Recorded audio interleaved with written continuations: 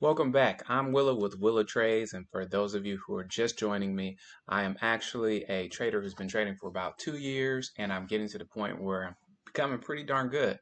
So I figured it'd be pretty cool to record this part of the journey because I'm still not perfect, and a lot of people out there who are interested in trading, they see the people who talk about how much money they make, and yes, I do make money. However, it is a process to get there and get consistent and stay consistent. And one of the fun things I thought I'd do with this morning's watch list was show how I mark up a chart. I'm going to go ahead and get started right away. For those of you just joining us, like and subscribe and turn the notification bell on so that you can get future updates and follow me on my journey. All right, let's get started.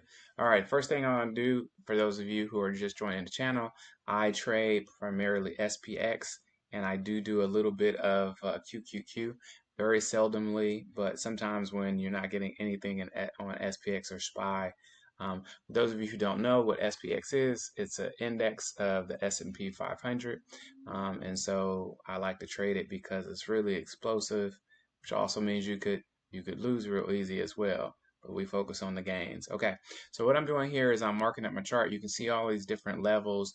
These different levels exist because previously the chart has come to a place. Like for instance, this 555 area was a daily level. So too was this 55121, and that just means that the chart hit that area at some point in the past on the day. Like here's where our 550 is, and then the 555 is up here. So you can see right here, and it turned from resistance to support. And so whenever I see that, I try to mark up that, or it was a previous all-time high because we're in new territory. So let's hop into it. We see the market started to do a little bit of a flush yesterday toward the end of the day. We also opened lower. We had earnings last night for two big ones. We had a few different earnings, but the two ones that are probably moving the market are Google and Tesla. So we see that overnight the market, let's go in right here. This is today.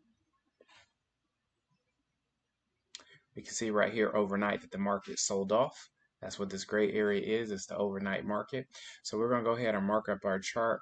And the big things that I like to do is key areas and then also pre-market highs and pre-market lows. And then the previous day's highs and lows. I like to bring them over to today and kind of use them as points of markers because where the chart has been before, a lot of times it will return again.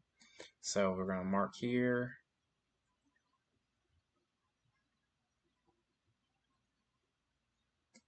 Boom.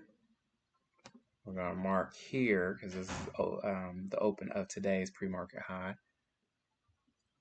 High 551, right on the dot.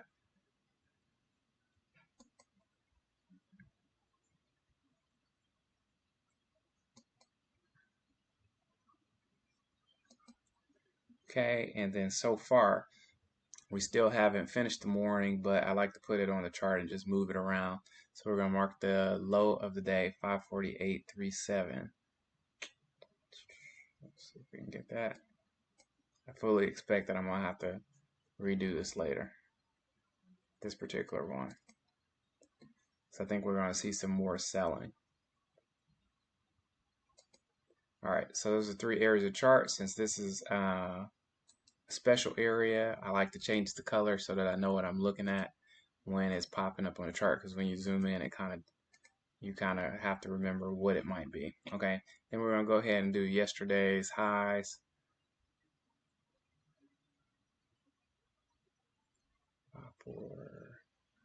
55674.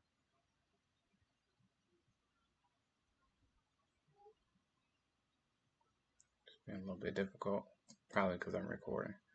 So we're going to tag it there, and then we're going to adjust it in the actual.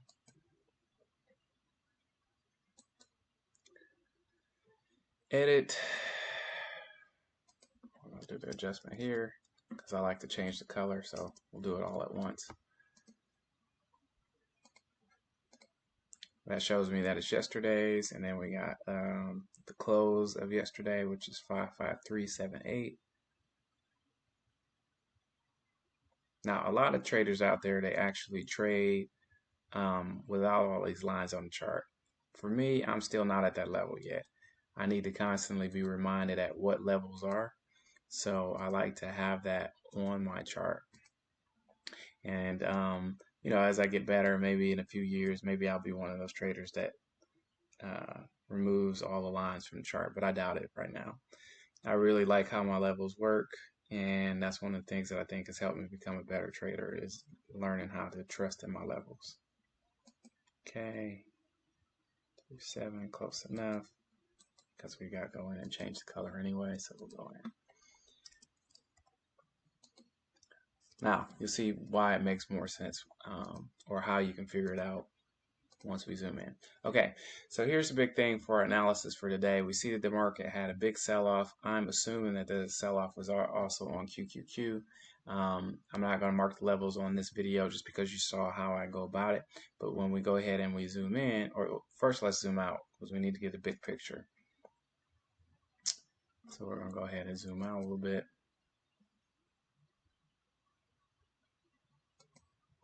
Let's make sure.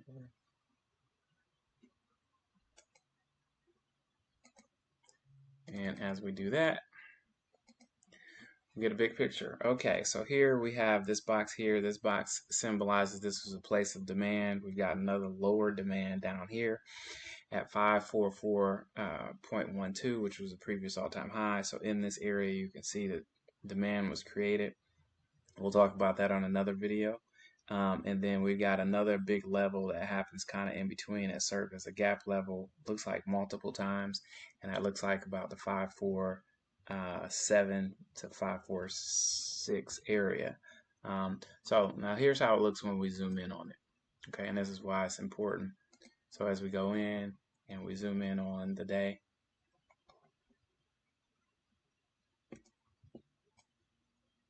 you'll see that the lines start to disappear. And even if we go to a 1 day, 1 minute, the lines start to disappear, and we'll be able to see the difference between what lines symbolize what. In fact, usually when you're trading, you're zoomed in about that much. So it makes a big difference in being able to keep track of where the levels are and what numbers are running. Today, what I think for our watch list is we're actually going to look for a bounce. So we're going to be favoring the upside, but we're going to watch to see whether or not how we lose this bottom part of this demand, and if we go lower in the pre-market. If we do, then we're going to use one of the levels to call for a bounce and move up. So that's what we'll be looking for 7/24/2024.